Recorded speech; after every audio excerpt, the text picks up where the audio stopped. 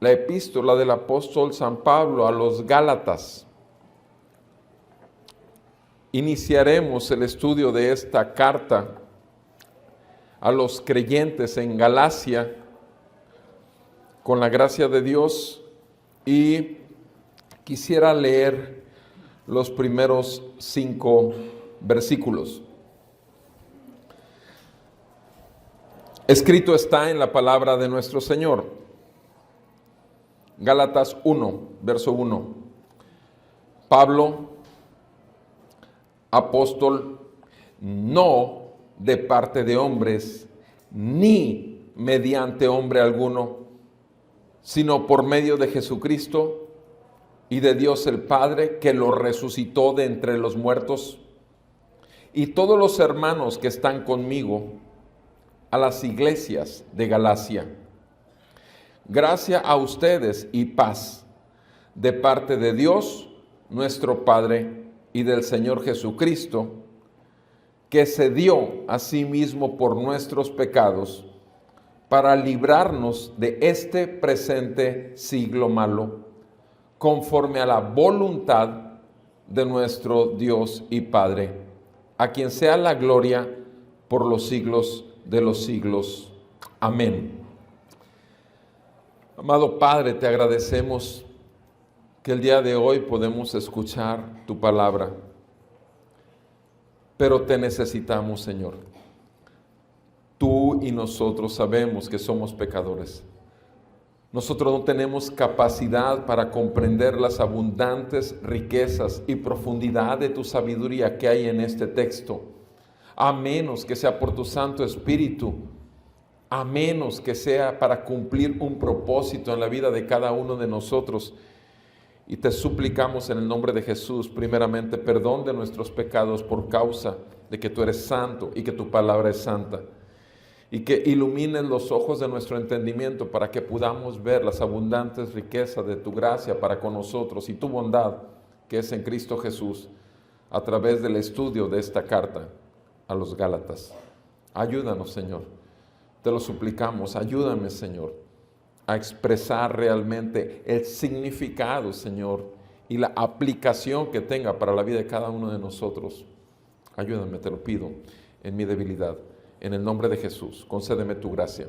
Amén y amén. Pueden sentarse, por favor. Con cierta frecuencia me pasa en el consultorio lo que pasó esta semana. Que llega un matrimonio, la mujer está enferma, trae una muleta.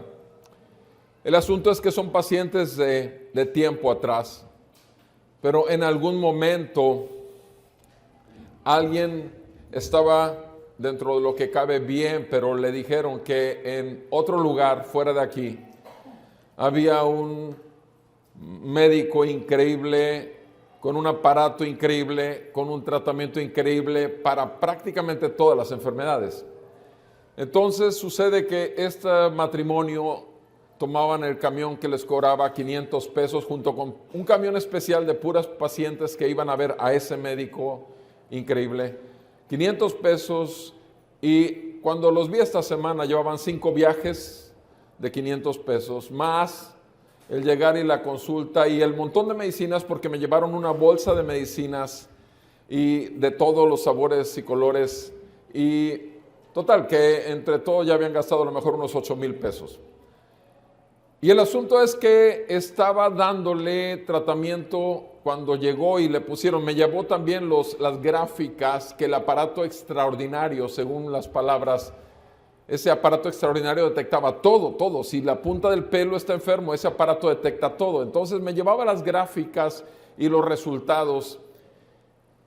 Y el asunto es que se acordaron, le decían, ¿por qué? Creo que estás peor que como llegaste. Entonces, ¿por qué no vamos otra vez con Perales? Ya tiene tiempo que no lo vemos. ¿Y por qué no vamos con Perales? Y bueno, llegaron con Perales. Y cuando yo veo los resultados, los señalamientos que le hizo la persona, para empezar, que no era doctor, porque le pedí la tarjeta del supuesto doctor y no tenía ni cédula profesional ni nada. Pero la cuestión es que me decía, es que está lleno, está lleno de gente, está lleno. Entonces, obviamente, si está lleno es porque debe ser bueno. Para empezar, no era médico. Después, segundo, el aparato que le puso y todos los resultados que decían. Haz de cuenta, quiero dar un ejemplo que aplique o que lo puedas comprender. Haz de cuenta, tú tienes el promedio de hemoglobina es 14 a 16, hemoglobina. Haz de cuenta que tú traes 16 de hemoglobina y te dicen, estás bien anémico, estás a punto de morirte. O sea, tú ya conoces que el resultado de 16 es fabuloso, que es muy bueno, que no puedes estar mejor. Sin embargo, haz de cuenta que te dijera alguien, es que traes 4 de hemoglobina, pero tú en el resultado ves 16 y el doctor te dice, tienes 4 de hemoglobina, pero el resultado dice 16. Bueno, así pasó con el aparato. Las gráficas señalaban algunos defectos que en realidad no eran defectos, eran virtudes según esto. En pocas palabras, el problema que le trataron esos 5 viajes fue una rodilla, la rodilla izquierda. Antes de que me mostrara todo, yo le pregunté los síntomas. Y desde que empezó a decirme los síntomas, antes, repito, de que me platicara su odisea, yo sabía que el problema estaba en una columna, en la columna lumbar y que era un pellizco de un nervio. La rodilla, de hecho, ella me dice, nunca me dolió, creo que ahora sí me duele. Entonces, el asunto es que estuvieron siempre diciéndole desde que llegó que el problema estaba en la rodilla, cuando en realidad no estaba en la rodilla, estaba en la columna. Y con la gracia de Dios pude recetarle algo que de un día para otro puede ver así, ¡pum!, desapareció el asunto. Ahora sí, le mandé sacar unas radiografías de columna. Pero quiero decirles esto, porque eso es exactamente lo que sucedió en la iglesia de Galacia. La carta a los Gálatas, quisiera dar un poquito del panorama histórico, en el contexto en que fue escrita esta carta.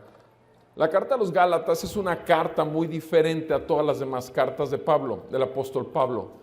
Para empezar, los eruditos consideran que es la primera carta que Pablo escribió a la iglesia. Lo segundo es que vemos que el ingreso de esa carta cuando la escribe Pablo no es como todas las cartas, donde Pablo siempre empieza saludando, pero además diciendo y reconociendo cuán agradecido está con Dios por todas las cosas buenas que ha visto por parte de la fe. No. Pablo aquí en esta carta es una carta de estas intensas. Empieza de una manera, llega al punto directamente, no da agradecimiento a Dios por nada, él simplemente llega, saca y da directo. Algunos dicen también que Gálatas es un Romanos chiquito. La verdad de las cosas es que no, Gálatas no es una carta de Romanos en chiquito, en compensada, no. Porque el contexto es a las personas que estaba escribiendo Pablo y la situación y el peligro que estaba sucediendo en la iglesia es muy diferente. En este caso particular de los Gálatas sucede que estas iglesias de Galacia que Pablo había evangelizado había sido invadida por gente que también creía ser cristiana, pero sin embargo que estaba con la idea aferrada de que para ser cristiano sí se puede ser cristiano y ser justificado y salvo solo por la fe, pero que a esa fe se le tiene que añadir la circuncisión. Entonces, estos hombres en la iglesia de Galacia, en esta carta, se les llama judaizantes, porque eran creyentes judíos, pero que estaban convencidos que si el cristiano, además de creer por fe en Cristo, cosa que ellos ya habían creído, que realmente Dios lo mandó, murió por nuestros pecados, resucitó de los muertos, pero además, si se quedaban sin todas las demás cosas que implicaba el judaísmo, aquello no era un grupo que creyó en Cristo, era una secta. Inclusive a lo largo de la carta vamos a ver cómo ridiculizaban, inclusive cuestionaban la autoridad del apóstol Pablo. Entonces, por un lado desechaban la salvación solo por medio de la gracia, solo por medio de la fe en lo que hizo Cristo Jesús. Tenía que ser añadida a esto la circuncisión y judaizar algunos asuntos judíos, guardar la ley y demás cosas. Entonces algunos escritores le llaman a esta la carta magna de la libertad, la magnus, la carta magna de nuestra libertad. Porque aquí Pablo va directamente en contra de esto, y lo primero que hace aquí obviamente es poder aclarar qué autoridad tiene para poder llegar al punto que tiene que tratar con los creyentes, no con los judaizantes, con los creyentes que ya empezaban a creer más las cosas que les habían dicho en lugar de la verdad que los hizo libres. Como esta persona estaba totalmente convencida de lo que el aparato y los doctores decían, y que su problema estaba en la pierna, cuando su problema no estaba en la pierna. Y el problema del pecador no está en sus obras exteriores, cortarse un prepucio, cumplir exteriormente, como todos los fariseos lo cumplieron de una manera perfecta. No está ahí el problema sabemos que es el corazón. Y que el corazón, el único que puede llegar ahí es el Espíritu Santo, y que el plan perfecto, redentor, lo tiene solamente Dios. Por medio de su Hijo Jesucristo lo ejecutó, y por medio del Espíritu Santo lo aplicó en aquellos que está llamando a salvación y a ser un pueblo para Él. No el pueblo de Israel, su Israel. La carta fue escrita aproximadamente entre el año 49 al 52 después de nuestro Señor Jesucristo. Y repito, la mayoría de los eruditos consideran que es la primera carta que está escribiendo el apóstol Pablo.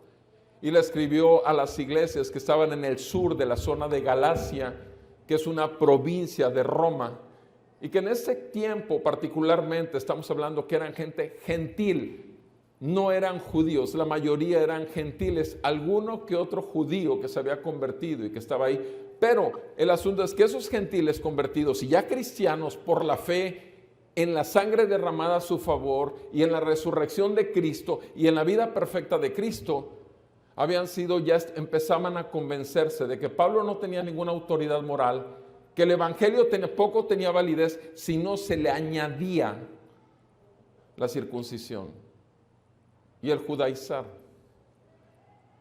El asunto es esto, es por eso que Pablo escribe esta carta. Y si quisiéramos bosquejar así, en resumen, estos 6 capítulos de Gálatas, podríamos decir que si quisiéramos bosquejar, repito, pero no voy a hacerlo así, del capítulo 1:1 al capítulo 2:21 tenemos la autobiografía de Pablo, del apóstol Pablo. Del 1:1 al 2:21, la autobiografía de Pablo. Entonces, esta porción es muy personal y trata de establecer su autoridad de apóstol. En esa porción, Pablo defiende el evangelio. Después, del capítulo 3, verso 1 al 4:31, tenemos la teología, la doctrina. La doctrina, ¿qué es lo que hace Pablo? En la primera porción defiende el evangelio, en la segunda porción explica con detalle el evangelio, con muchas ilustraciones y demás. Y en la última porción del versículo 1 del capítulo 5:1 al 6:18, tenemos la ética, o sea, la práctica que Pablo pide en respuesta a la obra salvífica del evangelio. Y en esta ética lo que hace es que Pablo habla de la práctica de la vida cristiana y aplica el evangelio a la vida de los creyentes. Defiende, explica y aplica. Son las 3 cosas que se ven en la carta de Gálatas. Ahora, lo que vemos también en esta carta es que hay una serie de contrastes. Por ejemplo, vemos mucho el contraste entre fe y obras, entre ley y gracia, entre carne y espíritu, entre circuncisión y justificación por fe. Vemos un contraste a lo largo de la carta y simplemente lo que muestra, o lo que trata de enseñar Pablo y llevar al punto a esta iglesia, a estos creyentes que hay en Galacia, convencerlos, obviamente, con una declaración de una independencia real para el creyente. ¿De qué?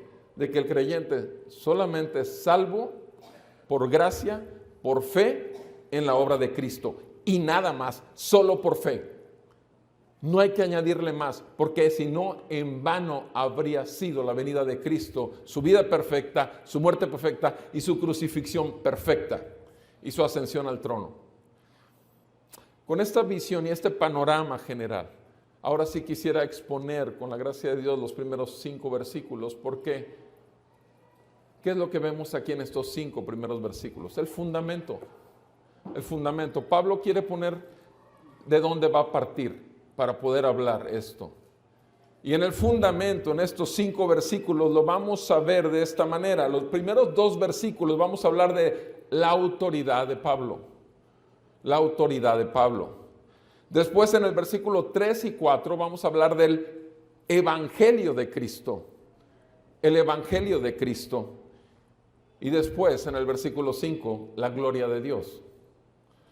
La autoridad de Pablo, obviamente para mostrar el Evangelio de Cristo, que la finalidad última del Evangelio, ¿cuál es? La gloria de Dios. Es una secuencia natural. Ok, ahora sí, veamos el primer aspecto. Primero, la autoridad de Pablo. ¿Cómo vemos el pasaje en el primer versículo? El primer versículo, Pablo se presenta, fíjense cómo lo dice, Pablo empieza con su nombre, apóstol. Inmediatamente así, Pablo, apóstol. La palabra apóstol, en griego, la raíz, implica ser enviado. Pablo, apóstol. O sea, Pablo está diciendo, soy un enviado. O sea, no voy a hablar de cosas mías. No es porque quise, no es porque tenga algo en mí. Es más, de hecho, Pablo empieza con 2 negaciones. No empieza diciendo para qué es apóstol. No, lo primero que empieza Pablo diciendo son 2 negaciones. ¿Cuáles son esas 2 negaciones? Dice Pablo acerca de sí mismo, Pablo, apóstol, no de parte de hombres.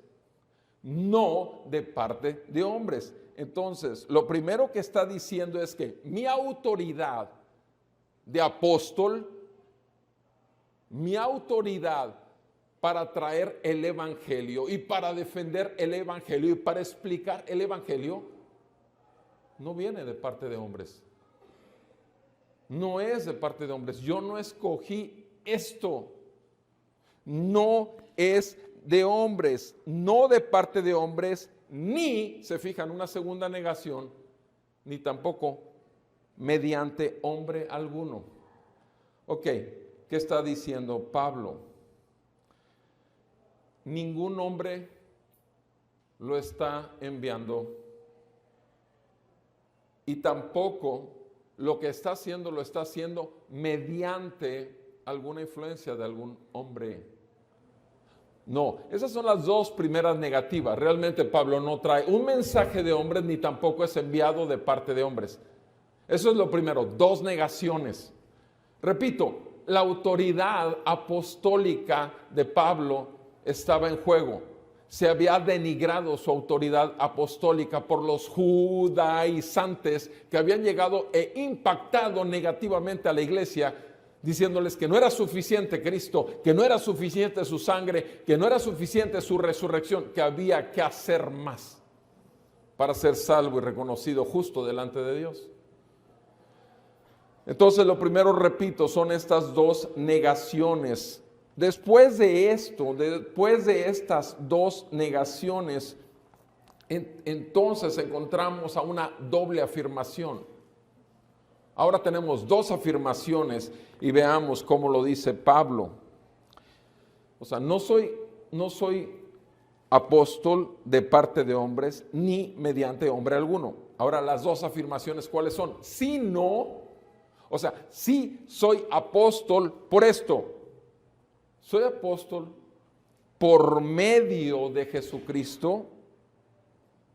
Por medio de Jesucristo. ¿Y qué?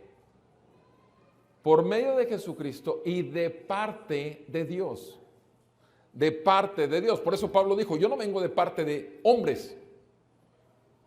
Soy por medio de Jesús, quien es Dios, hecho hombre, y traigo un mensaje de parte de Dios. Y estas dos afirmaciones son tajantes. ¿Para qué? Pablo está dando el fundamento de su autoridad apostólica. Pablo no está poniendo credenciales que él es algo, él no es nada, es un simple enviado, es un vaso de barro, pero lleno de la gracia de Dios. ¿Para edificar a quién? ¿A todo mundo? No, amados. La palabra de Dios llega al pueblo de Dios. La palabra de Dios llama a los elegidos por Dios. La palabra de Dios salva al pueblo de Dios y lo saca de las tinieblas a su luz admirable.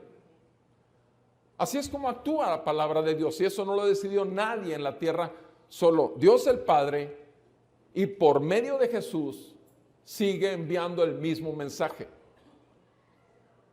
Y la autoridad apostólica que tenía Pablo es la misma autoridad que nosotros el domingo pasado oímos de parte de nuestro Señor Jesús en Mateo 28, 19, cuando dijo, toda autoridad me es dada en el cielo y en la tierra y debajo de la tierra. Por tanto, vayan y hagan discípulos.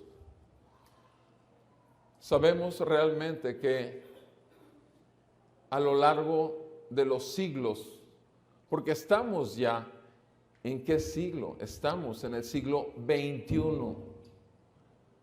Estamos en el siglo XXI.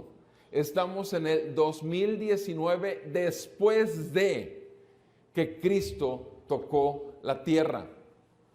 Y el asunto es que tú y yo somos llamados de parte de Dios. Fuimos llamados, pero también somos enviados de parte de Dios exactamente a lo mismo que hace Pablo.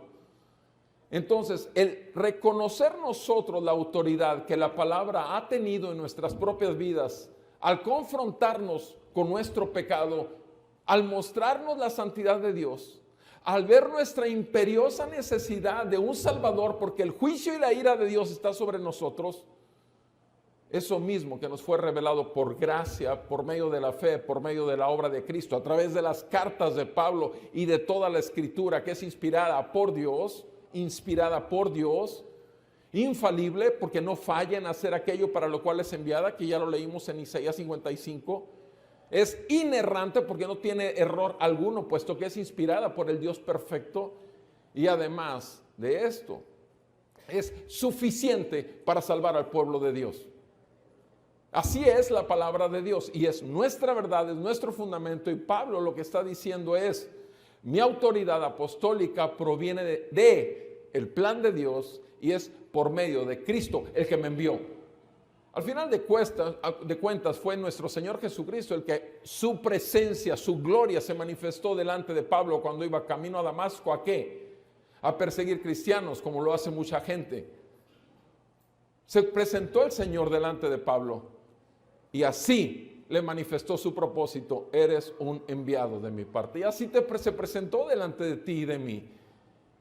Dos negaciones que da Pablo claramente y dos afirmaciones. Ahora vean lo que está diciendo ahí. Dice, por medio, en el versículo 1, mi autoridad apostólica es por medio de Jesucristo y de Dios el Padre. Pero vean que está hablando de las dos autoridades de él, el que ejecutó el plan y el que lo aplicó, el que lo efectuó, el que lo planeó y el que lo efectuó en la cruz, en la vida, en la muerte y en la resurrección. Pero después de esto dice, y de Dios el Padre, ¿qué? Que lo resucitó de entre los muertos. Ahora está hablando de ¿qué? De dos cosas: la muerte de Cristo y la resurrección de Cristo. Está hablando de dos eventos. El Evangelio no tiene nada que ver con un solo evento en la vida de Jesús. Tiene que ver con su muerte sustitutiva y tiene que ver con una resurrección que es en la que la semana pasada vimos en detalle cómo hemos sido justificados, para que Él mostrara que es Dios y que al dador de vida no lo puede retener la muerte. La muerte fue vencida. ¿Y por qué? Porque vivió la vida perfecta que jamás tú y yo podremos vivir. En esta porción, del versículo 1, hablando del Padre que resucitó a Jesús, que había ya estado muerto, obviamente está mostrando la deidad de Jesucristo. Pero también dice Pablo en el siguiente versículo, en el 2, que él está hablando no solamente de su parte con la autoridad apostólica que tiene, sino además lo está haciendo también, ahí dice, de parte de todos los hermanos que están conmigo. Obviamente sabíamos que Silas, estaba también el doctor Lucas, había hombres de Dios que andaban con él también y que estaban sirviendo a la iglesia. Y él dice, esto que estoy diciéndolo, ya lo saben, mis hermanos, y todos están de acuerdo en esto. O sea, está mostrando el valor de que no es solo la opinión de Pablo, sino que es un grupo de hermanos que están totalmente alineados al evangelio verdadero. Eso es lo que vemos en esa porción de la escritura. Obviamente estamos hablando de ¿qué? De que el poder de la resurrección y el Espíritu Santo en nosotros tiene que tener un efecto. Pregúntate, ¿qué efecto ha tenido en tu vida en cuanto a este aspecto? ¿Has llegado a ser aborrecido como creyente? Lo estuvimos viendo en los últimos domingos, que el mundo te aborrecerá por causa de tu testimonio, por causa de tu vida, por causa de la proclamación del evangelio. Pregúntate, ¿has llegado a este punto? ¿Realmente es porque has predicado el evangelio verdadero? ¿Realmente sabes que tú y yo hemos sido enviados al mundo, aunque no estamos en el mundo, pero no pertenecemos ya al mundo después de que pertenecimos? Estamos cumpliendo la gran comisión que nos fue dada. Es importante que recordemos una y otra vez que la gran comisión está sobre nosotros y debemos de responder a ella. El segundo punto, primero hablé, repito, respecto a la autoridad de Pablo. Pablo ya puso su fundamento en cuanto a la autoridad. Segundo, el evangelio de Jesucristo, que es lo que dice el siguiente versículo, el 3. El saludo o la carta como la está enviando el apóstol Pablo dice: gracia a ustedes y paz de parte de Dios nuestro Padre y del Señor Jesucristo. Otra vez, ahora tenemos ¿qué? Una doble bendición que proviene de una doble fuente. Una doble bendición de una doble fuente. Gracia y paz. Doble bendición. Pero también está diciendo de dónde viene esa doble bendición. Acuérdense que él simplemente es un enviado, es un intermediario, pero está anunciando la bendición que Dios tiene para su pueblo. Gracia y paz. Y dice, ¿de parte de quién? De parte de Dios nuestro Padre y del Señor Jesucristo. ¿Se fijan? Porque Jesucristo es Dios y ya lo mostró en su resurrección, lo confirmó. Entonces los pone de hecho a la par totalmente, a la par. El Padre y el Hijo, de hecho, dice, ¿de parte de quién? De Dios nuestro Padre. ¿Se fijan cómo ahora involucra a los oyentes? Y Pablo está creyendo todavía que a pesar de toda esa contaminación que les metieron en la cabeza a los judaizantes, tratando de anular su autoridad apostólica, tratando de deshabilitar el poder del evangelio para salvación, sin embargo todavía Pablo les dice, nuestro Padre.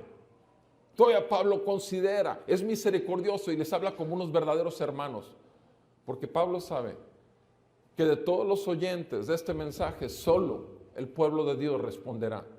Aún aquellos que hayan desviado sus pasos, el Espíritu Santo los va a traer al arrepentimiento y enderezará sus caminos. El asunto es, repito, que aquí hay una doble bendición y hay una doble fuente, un doble origen de esta bendición. Y eso es lo que estamos viendo, ¿sí? ¿Qué es lo que les está diciendo? Gracia de parte de ¿quién? De Dios. Gracia de parte de Dios. Y además paz de parte de nuestro Señor Jesucristo. Gracia de parte de Dios, paz de nuestro Señor Jesucristo. Obviamente, ¿qué significa esto? Gracia. Hemos una y otra vez estudiado que la salvación de un perdido, los hombres somos pecadores, los hombres somos enemigos de Dios, los hombres estamos sujetos a las pasiones internas y los deseos de la carne nos gobiernan cuando estamos sin el conocimiento del poder de resurrección que en el Evangelio nos ha sido concedido. Estamos sujetos a seguir los engaños de este mundo y la forma de pensar del mundo que es totalmente contraria a Dios, porque acuérdense lo que dice Efesios 2 del 1 al 3, que el príncipe de la potestad del aire es el que está conformando el pensamiento del mundo. Entonces, esa era nuestra condición, lo que dice Efesios 2:1. Él nos dio vida cuando nosotros estábamos muertos en nuestros delitos y pecados, en los cuales anduvimos en otro tiempo siguiendo la corriente de este mundo, que es conforme al príncipe de la potestad del aire, y por tanto éramos hijos de desobediencia. Y por cuanto seguíamos los deseos de nuestra carne y de nuestros pensamientos, también éramos hijos de la ira de Dios, lo mismo que todos los demás. Éramos hijos de la ira de Dios. Lo único que merecemos de un Dios santo que nos creó y delante del cual nos hemos descarriado es juicio, ira, porque somos desobedientes. Sin embargo, el mismo pasaje de Efesios 2:8 dice la palabra de Dios: por gracia ustedes son salvos por medio de la fe. Y esto no es algo de ustedes mismos, sino es un don de Dios. No es por buenas obras para que nadie se gloríe. Por gracia son salvos. Gracia. La gracia la concede Dios. Pero la gracia la vimos cuando el Hijo de Dios dejó su gloria. Cuando se despojó del ser Dios, de la forma de ser Dios como algo a que aferrarse, y se despojó de esto tomando forma de siervo. Y como hombre se humilló hasta la muerte más horrible en aquel tiempo, la muerte de cruz y más denigrante. Y vamos a ver más adelante por qué lo denigrante. Nosotros sabemos esta verdad, que la gracia para salvación es dada en el plan perfecto redentor de Dios, que en el consejo intratrinitario decidió que así iba a ser. ¿Desde cuándo? Antes de la fundación del mundo. Ustedes y yo sabemos, si leemos con detalle Efesios capítulo 1, vamos a saber que Él nos eligió antes de la fundación del mundo y nos predestinó para responder a esa gracia de salvación. Puedes leer con detalle todo esto en el capítulo 1 en tu casa, en Efesios 1. Entonces, lo que Pablo está aquí hablando ahora respecto al Evangelio es que el Evangelio es una gracia de parte de Dios, ¿sí? Pero además está ya concreta en una paz. ¿Por qué? Porque éramos enemigos de Dios. Y quiero que veamos ahora, por favor, en Romanos capítulo 5, versículo 1 y 2. Romanos 5, versículo 1 y 2. ¿Cuál es nuestra condición sin Cristo? ¿Cuál es nuestra condición sin el Evangelio? Sin conocer la gracia. Es una sola. Somos enemigos. Estamos como hijos de desobediencia y lo único que merecemos es su ira. Esa es la perfecta justicia de un Dios santo que no deja por inocente al culpable. Y dice la palabra de Dios en Romanos 5, versículo 1 y 2. Por tanto, y veamos el versículo anterior, el 25, por favor. En el 25, hablando de Jesucristo, dice: Él fue entregado por causa de nuestros pecados, de nuestras transgresiones, y fue resucitado para nuestra justificación, para que Él sea nuestra justicia. Ahora sí, veamos el versículo 1, 5:1. Por tanto, por cuanto ya hemos sido justificados, habiendo ya sido justificados, ¿cómo? ¿Por medio de obras? No, es solo por medio de la fe. Habiendo sido justificados por la fe, tenemos paz. Paz para con Dios, ¿por medio de quién? Nuestro Señor Jesucristo. ¿Cómo nos otorga la paz nuestro Señor Jesucristo? Ya dijimos que nuestro Dios nos da la gracia, lo hace por medio del Evangelio, las buenas noticias de salvación. ¿Para quién? Para sus enemigos, para los hijos de desobediencia, para aquellos que estamos lejos de Él, que no queremos saber nada de ningún gobierno de nadie sobre nuestras vidas. Y cuando el Evangelio, que es poder de Dios para salvación a todo aquel que lo cree, la respuesta que tenemos es reconocernos pecadores, arrepentirnos de nuestros pecados, porque es una gracia que va implícita en la salvación, y ponemos nuestra confianza y fe totalmente en la obra de Cristo. Y es lo que está diciendo aquí Romanos 5:1, habiendo sido justificados por la fe, tenemos paz para con Dios por medio de nuestro Señor Jesucristo, por medio de quien también hemos obtenido entrada. Hemos obtenido entrada, ¿qué? Por la fe, otra vez por la fe. ¿A qué? A esta gracia en la cual estamos firmes. Somos salvos por gracia, hemos sido justificados por medio de la fe. No necesitamos agregar circuncisión, no necesitamos agregar el judaizar, no necesitamos reunirnos en sábado como lo hacían los judíos y lo siguen haciendo los judíos practicantes en el judaísmo, en el Shabbat. No necesitamos decir Yeshua, Yahweh, no necesitamos usar palabras hebreas, no necesitamos estar cambiando y diciendo las cosas en el idioma. No, somos gentiles, somos de Tampico, Madero y la región, y el Evangelio nos fue dado porque a Abraham se le prometió que en él serían benditas todas las naciones de la tierra, todas las familias de la tierra. Y eso lo vamos a ir, eso es lo que va a ir Pablo desglosando cuando explique en el capítulo 2 y 3 lo que es el Evangelio en este sentido, de también a los gentiles sin necesidad de volvernos judíos. Y dice aquí, y nos gloriamos en qué, en el versículo 2, estamos leyendo el Romanos 5:2, y nos gloriamos en la esperanza de la gloria de Dios. Nos gloriamos en eso. Y nos gloriamos que ya hemos sido perdonados, nos gloriamos en que ya hemos sido justificados, nos gloriamos en que ya nos ha sido concedida la fe. Romanos 10:17 dice que la fe viene por el oír, y el oír por la palabra de Dios. Necesitamos exponernos a la palabra de Dios para que nuestros oídos sean destapados por el Evangelio verdadero, y el resultado, si Dios así lo quiere, llamarte a salvación por su gracia, es fe.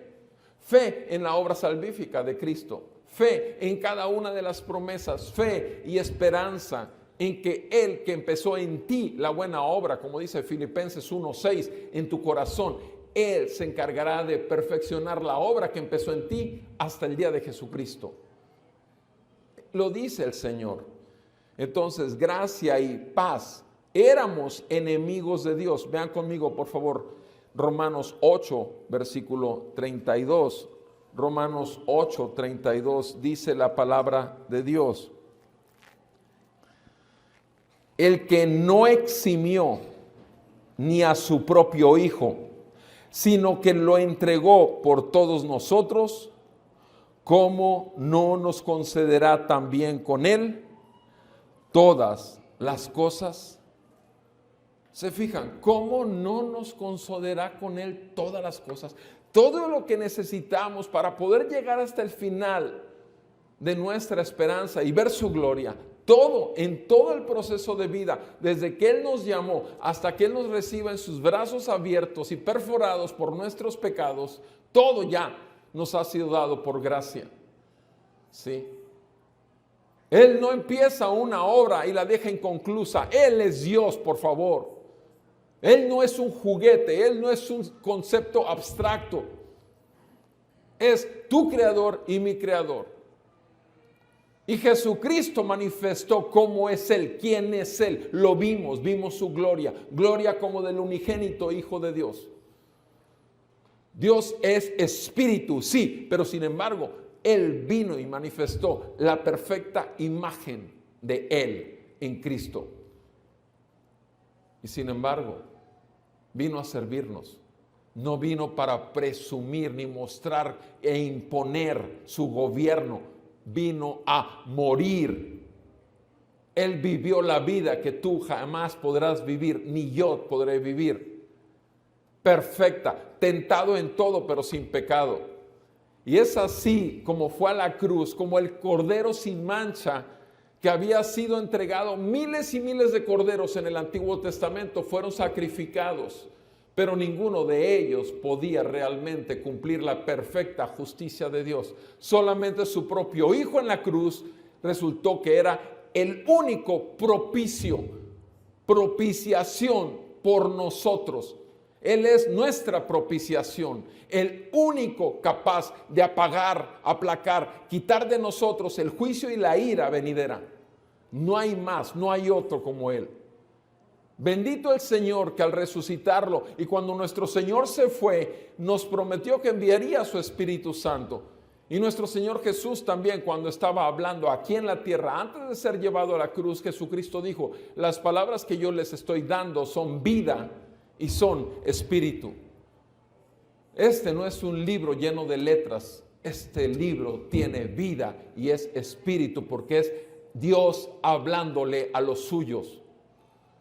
Y eso es lo que Pablo está enfatizando, la gracia y la paz que ya les había sido revelada a esta iglesia, pero que sin embargo estaba siendo empañada y que ahora ya no podía ver con claridad como un cristal. ¿Cuántos de ustedes han manejado un cristal del carro cuando un montón de pájaros cumplen ahí sus necesidades? O cuando se te pone todo lodoso. O sea, tú te pasan el trapito ahí en la gasolinera y de repente, ¡paz!, hágase la luz y la luz se hace en su máximo. Pero a veces ni te das cuenta qué tan empañado traes tú tu cristal, tu parabrisas en el carro, hasta que alguien no lo limpia. El asunto es que así pasa a veces con los creyentes.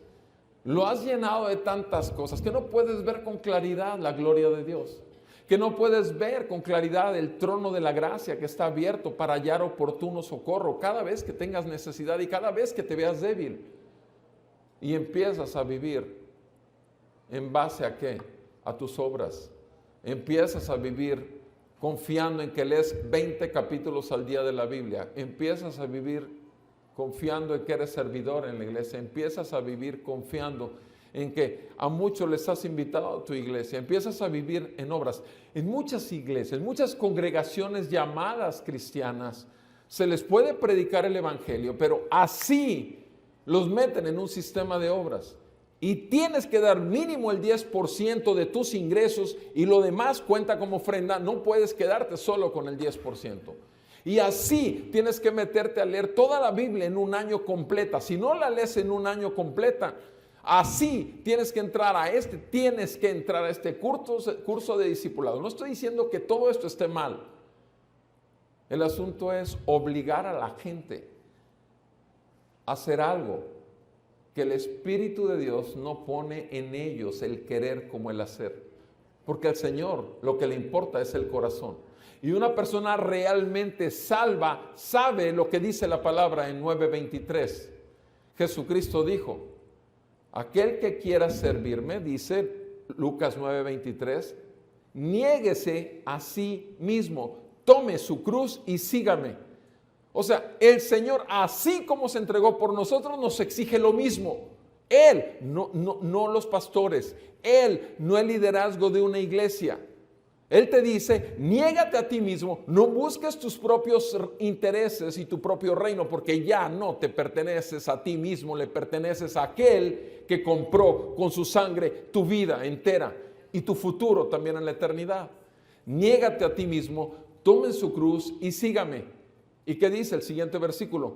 Porque todo aquel que quiera ganar su vida, la perderá. Y aquel que pierda su vida por causa de mí, la ganará para vida eterna.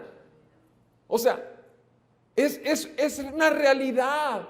Amados hermanos, no se puede realmente ser un cristiano simplemente sentado sin servir. Hay algo que te impulsa, es la pasión, el fuego del Espíritu Santo por la sangre derramada a tu favor. Y te das cuenta que la vida es otra cosa y tus prioridades cambian.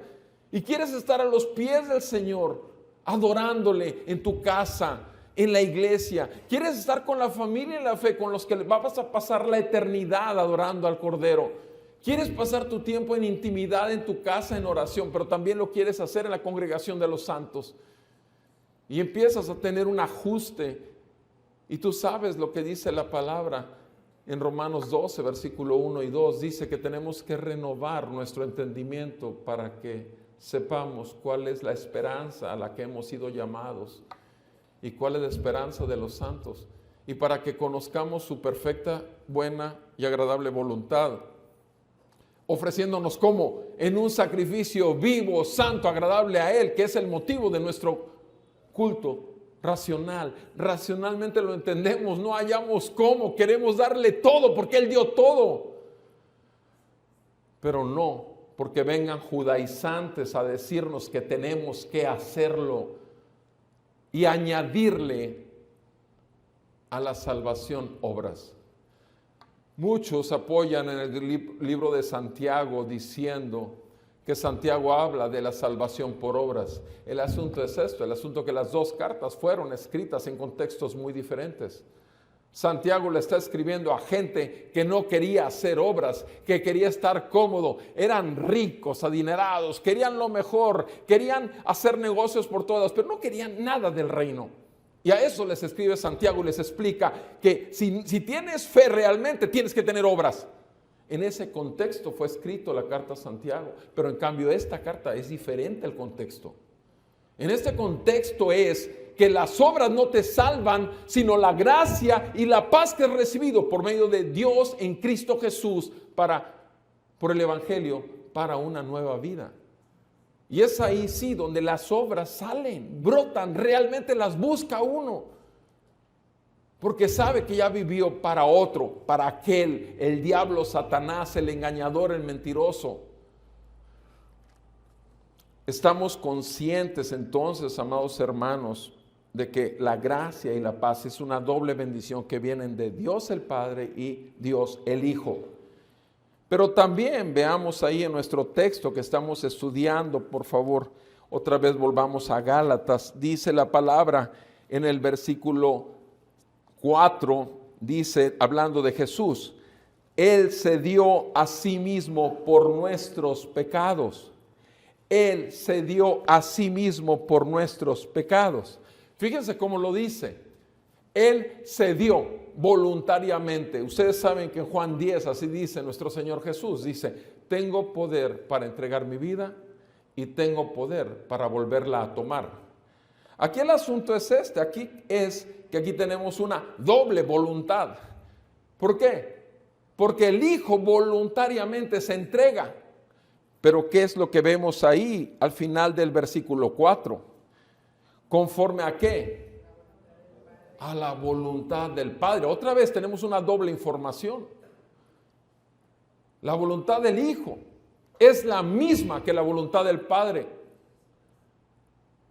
Entonces no puedes decir tú que Cristo pasivamente y así nada más se dejó llevar para ir a la cruz. No, fue activo. Por eso cuando te dice Lucas 9:23, niégate a ti mismo, no tienes que esperar que Dios te mueva al servicio de la iglesia, no tienes que esperar que Dios te mueva a que entregues ofrendas y que ayudes en el sostenimiento de la iglesia y la proclamación del evangelio. No tienes que esperar, de ti debe salir y moverse a Voluntariamente te niegas, voluntariamente acudes a los cursos, sabes que tienes otras cosas pendientes, reuniones sociales, reuniones familiares con gente de tu familia que va a pasar su eternidad en el infierno tristemente, pero porque así lo quieren ellos también y son responsables de sus decisiones cuando no han respondido al Evangelio. Y tú prefieres pasar 2, 3 horas con la familia hablando de puras tonterías, de lo que sucede en la sociedad, de cómo el mundo se está acabando. Y al final de cuentas, en la iglesia se está dando un curso que no pagas ni un 5 y estás para ser edificado en tu fe.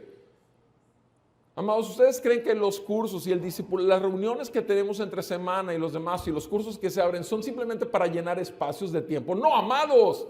Es para seguir capacitando a los santos. Es para seguir edificando nuestra fe.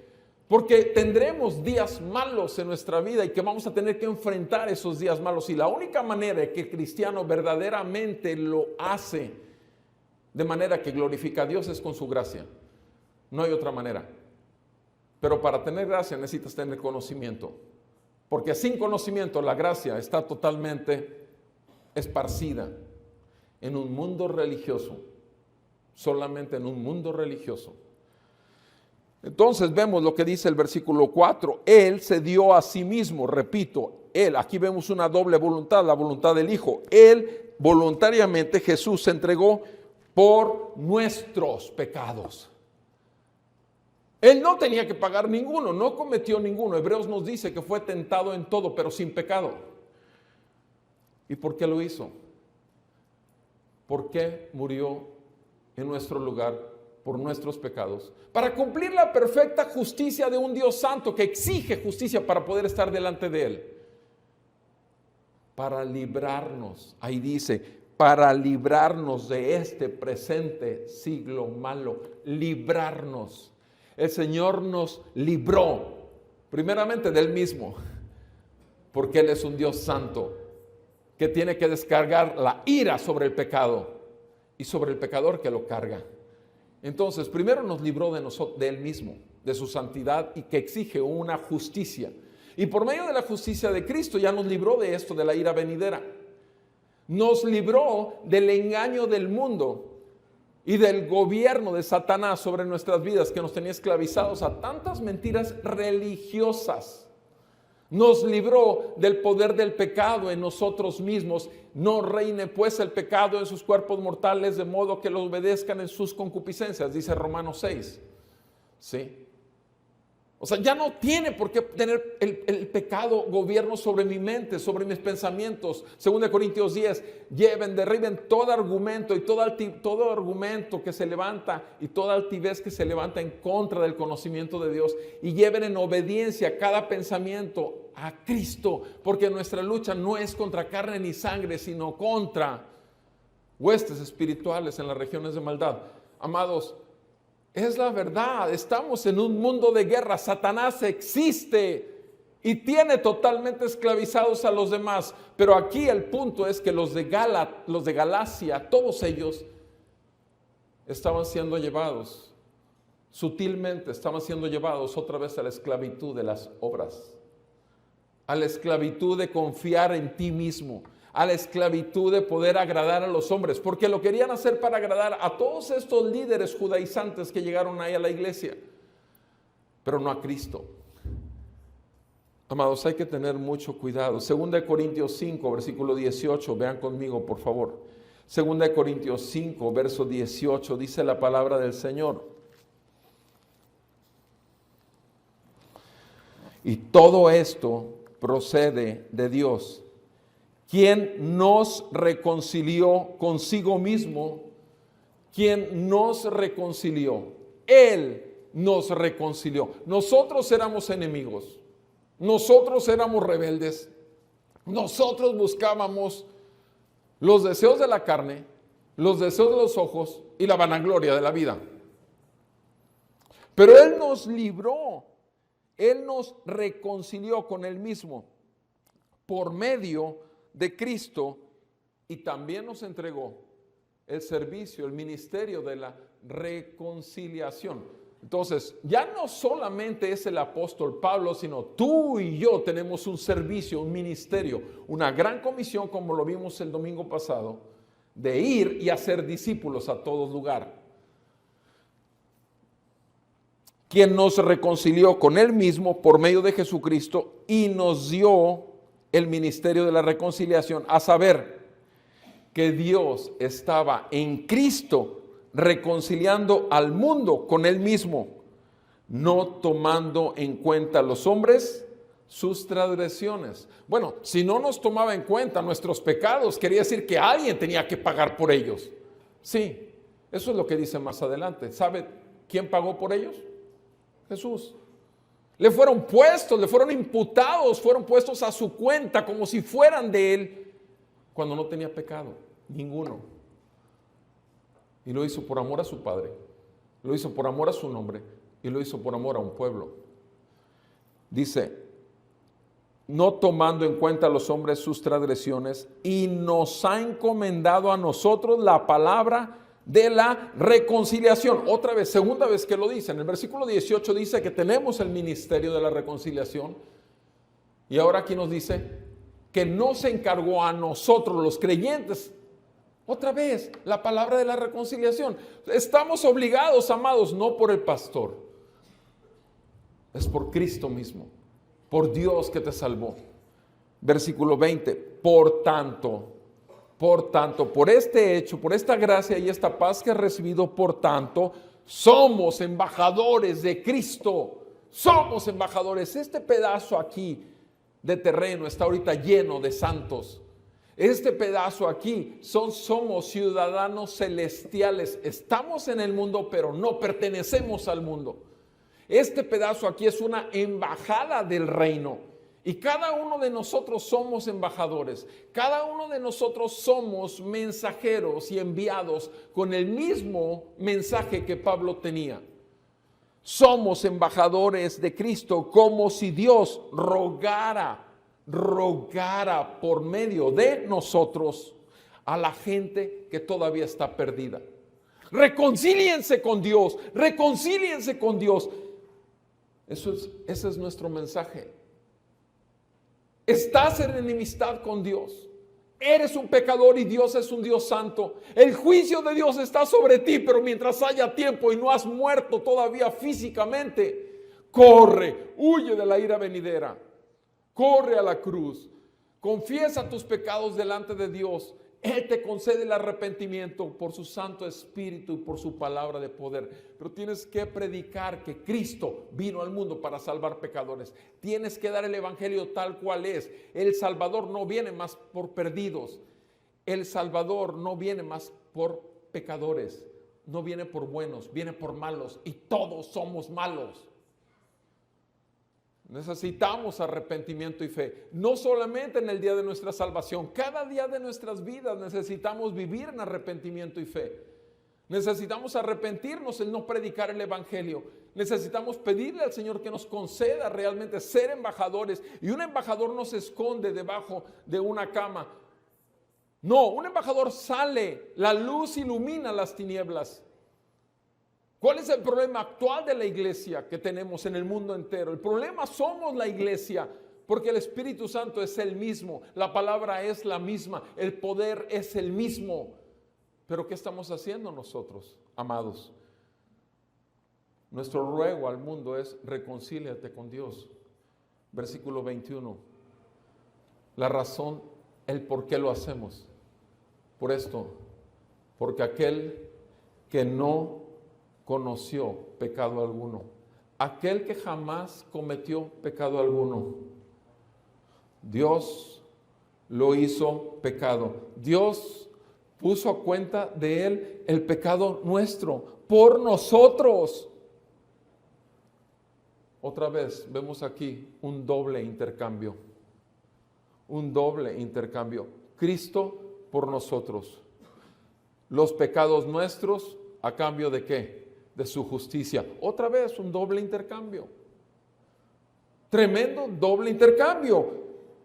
Para que fuéramos hechos justicia de Dios en él. ¿Ven? Hay un doble intercambio. Si se fijan bien, llevamos 4 versículos y vemos doble, porque es un Dios doble de bendición, es un Dios trino, y el Espíritu Santo aplica esta palabra para vida de su pueblo. Amados, Necesitamos escudriñar las Escrituras porque en ellas hay vida. Necesitamos aprender a discernir y que el Espíritu Santo abra nuestro entendimiento y que derribe todo argumento que se levanta en contra del conocimiento de Dios. Porque somos la iglesia del Señor. Porque ya no nos pertenecemos a nosotros mismos. Porque por su gran amor con que nos amó, nosotros somos salvos. Pero tenemos que ver su gloria con otros hermanos que todavía están en oscuridad y que necesitan la palabra de reconciliación. Pablo lo que está haciendo aquí obviamente es mostrando el poder, la belleza, la grandeza, lo inescrutable del Evangelio de Jesucristo. Es muy tremendo todo esto, ¿sí? Elección totalmente incondicional, soberana voluntad manifiesta, llamando ¿a qué? A que respondas. Tenemos una responsabilidad, hermanos, no solamente el hecho de ya haber respondido a su llamado para salvación, sino que ahora tenemos que ir por otros, porque somos responsables de la palabra que nos ha sido dada. Él se sacrificó. Nosotros debemos de ser un sacrificio santo, agradable a Él. Volvamos a nuestro texto, por favor.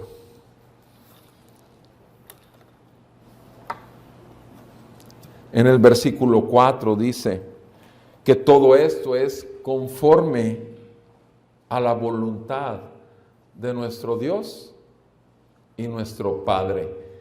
Qué hermoso es saber que somos su pueblo, pero más hermoso todavía saber que tenemos un papá perfecto y que somos sus hijos. O sea, está bien ser pueblo de Dios, pero se siente mejor decir papito, soy tu hijo. O sea, el papá tiene un cuidado muy particular, un amor muy particular, una paciencia muy particular,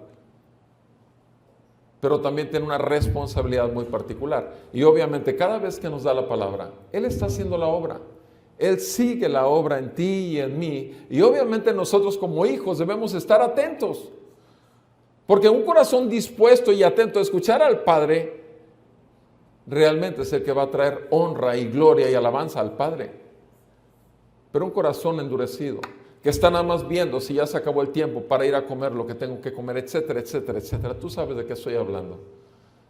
Entiéndelo, amado hermano, hermana, por favor. Nuestra carne se va a resistir a la obra del Señor. Pero el Espíritu Santo, si lo tenemos, nos va a traer convicción todo el tiempo de pecado, justicia y juicio. Todo el tiempo. Y nos va a llevar una y otra vez al trono de la gracia. Y una vez que le confesemos al Señor realmente que no hemos hecho para lo cual fuimos llamados, cuando hemos de decirle al Señor que somos siervos inútiles y le pedimos a Él de la gracia, entonces, y solo entonces podemos ver el brillo de su gloria, porque su gracia va a venir, su poder se perfecciona en todas nuestras debilidades.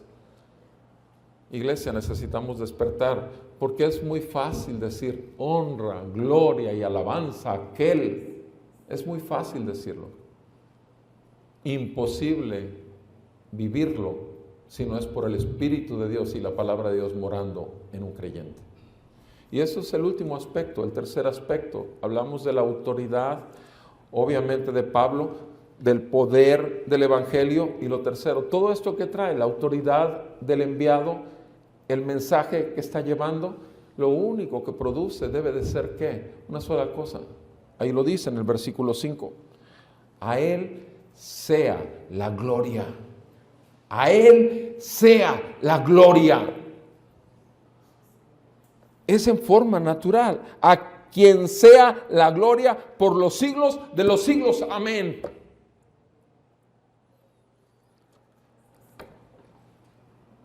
¿Puedes digerir esto, mi amado? O sea, ¿qué produce esto en ti? Pablo no está diciendo que él merece la gloria. Pablo no está diciendo que él merece reconocimiento. No, Pablo está pidiendo que se reconozca la autoridad de Cristo en su vida. Pablo está pidiendo que se reconozca el poder del Evangelio en su vida. Pablo está pidiendo que se reconozca la autoridad del Dios Creador Todopoderoso sobre su pueblo. Y que se rechace toda mentira, judaizantes, falsos, pueblos que no son de Dios, son del mismo infierno. Eso es lo que está haciendo Pablo. ¿Cuál es la respuesta de un pueblo? ¿Hay agradecimiento en tu vida, en mi vida, realmente por la obra de salvación que hemos recibido? ¿Por la gracia y la paz? ¿Hay un sometimiento real a su palabra y una respuesta de obediencia? Hay una obediencia a la palabra, como dice aquí, sometiéndonos unos a otros en el temor de Dios. Sometiéndonos también a los pastores, como dicen, ustedes saben, Hebreos 13. Sometiéndonos, obedeciendo, alabando a Dios juntos en todo momento con nuestra obediencia, viviendo en el gozo de nuestra salvación y obviamente teniendo una firme esperanza de ver su gloria juntos en la eternidad. Y es por eso que podemos vivir como un sacrificio santo, agradable a Dios, solo por gracia, solo por fe, solo por medio de la justificación que tenemos en Cristo, somos salvos. Y esta es la carta magna de la libertad del creyente. Y vamos a seguir estudiando. Oremos al Señor. Y que el Señor nos convenza de las cosas que tenemos que cambiar por medio de ella. Amado Padre,